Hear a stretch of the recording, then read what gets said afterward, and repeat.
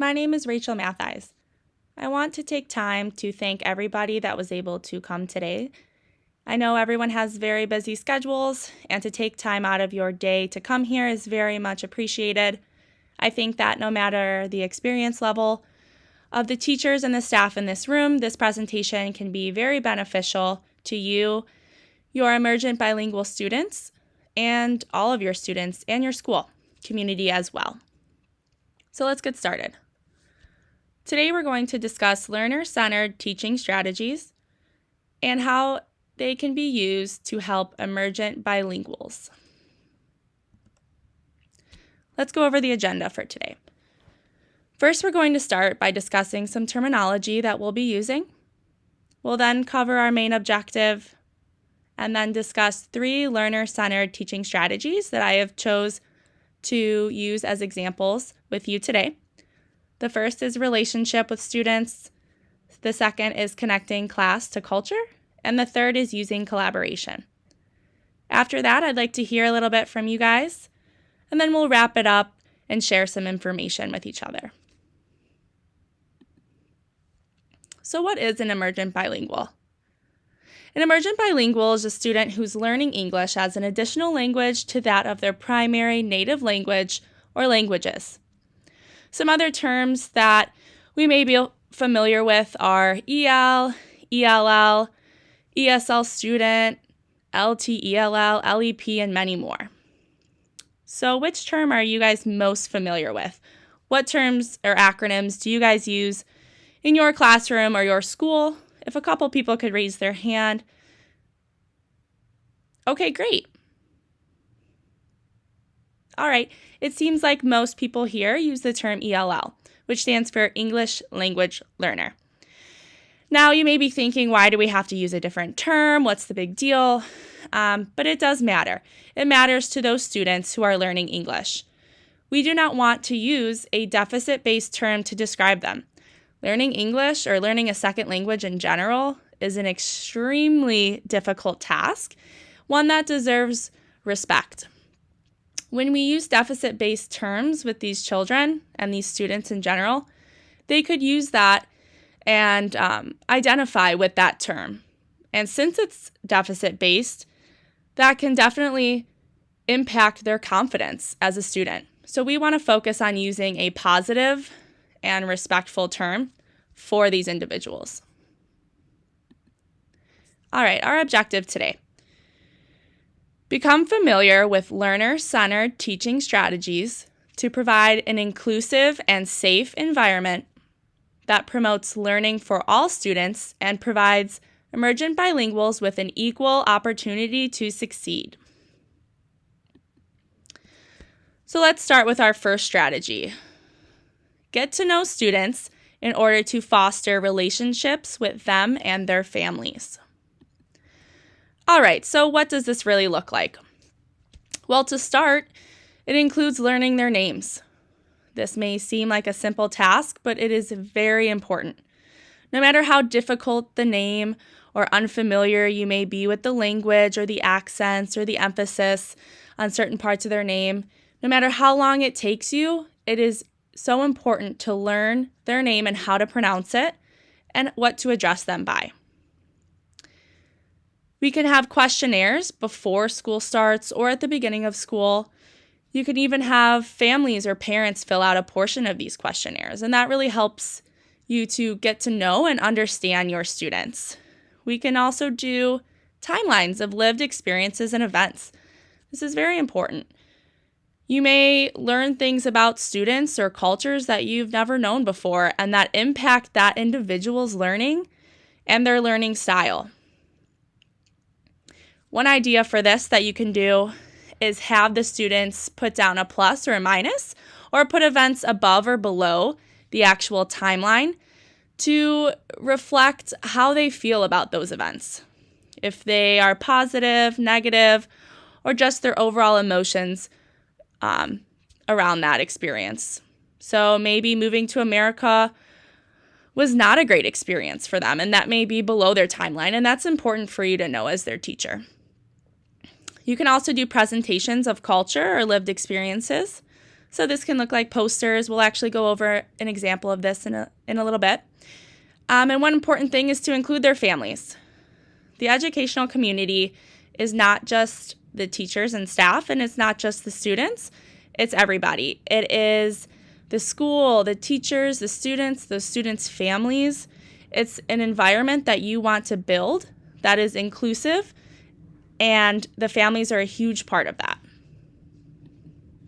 So here's one example of a third grade classroom that made celebration posters related to their country of origin.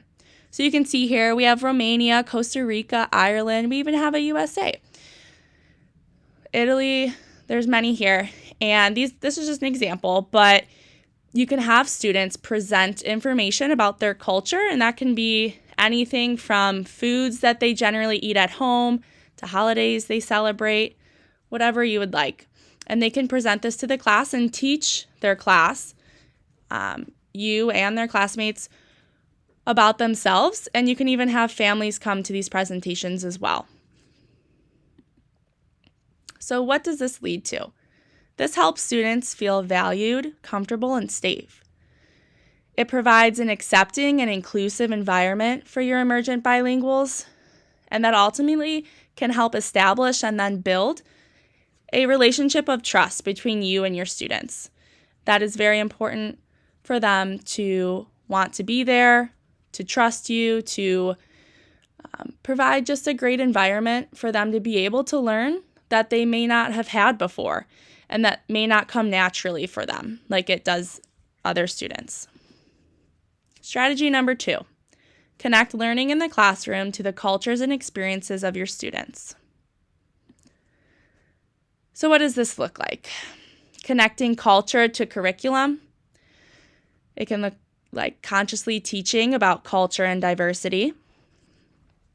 It can even look like acknowledging and celebrating holidays, kind of like we discussed before. So for an example, I have here listed Ramadan. This is a holiday where Muslims fast from food and drink from dawn to sunset. So you may have Muslim students in your class that cannot eat or drink, and they're still being required to go to PE class and just go throughout their day without the same luxuries as their peers, right?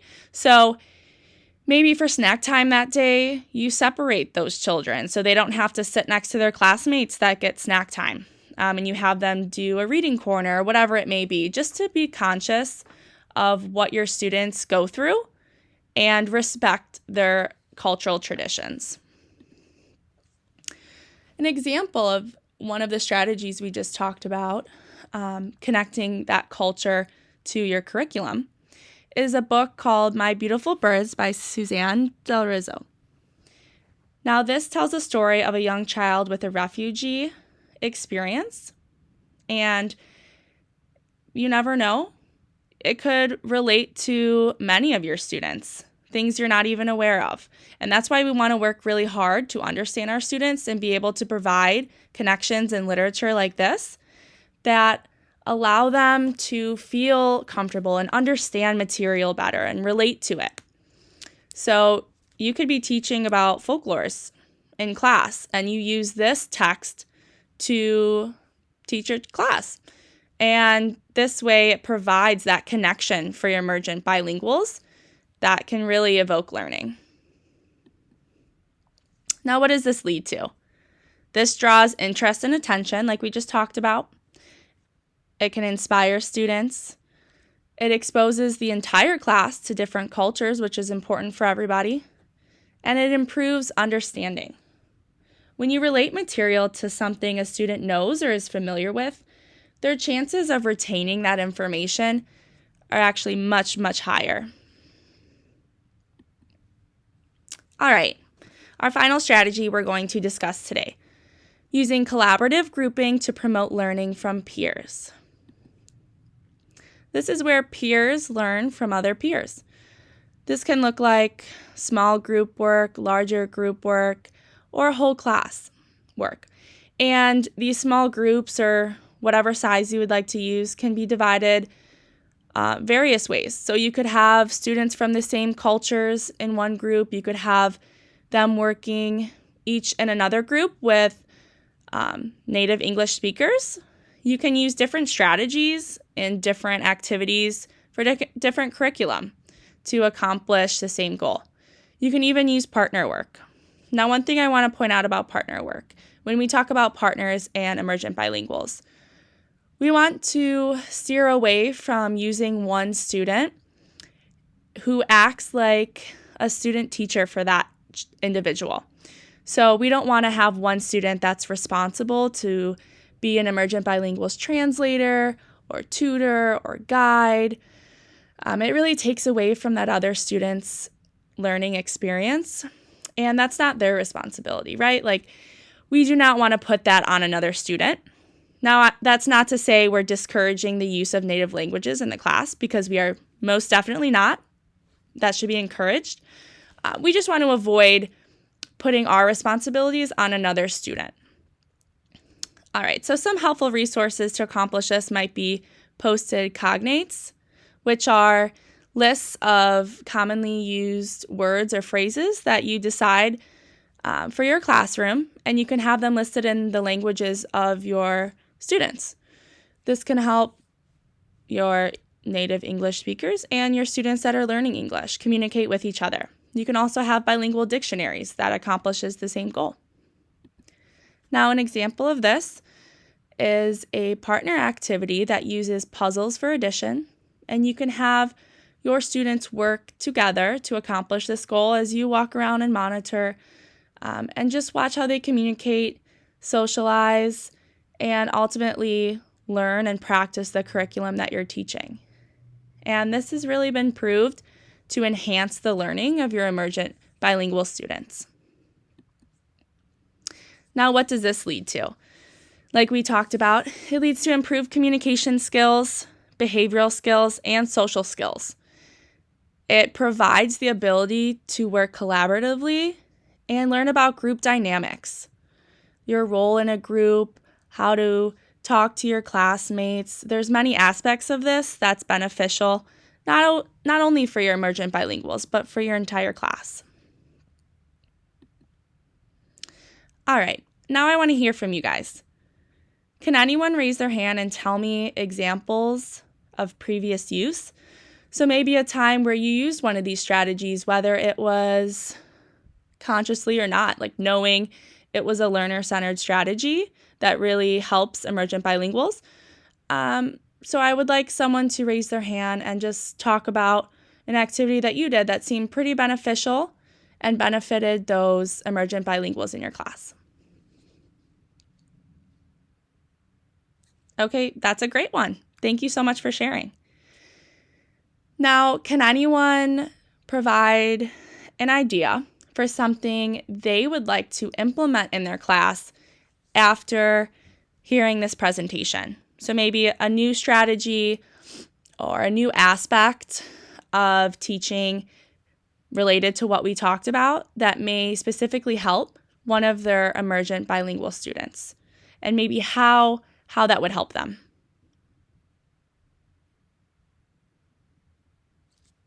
Yeah, that's a great idea.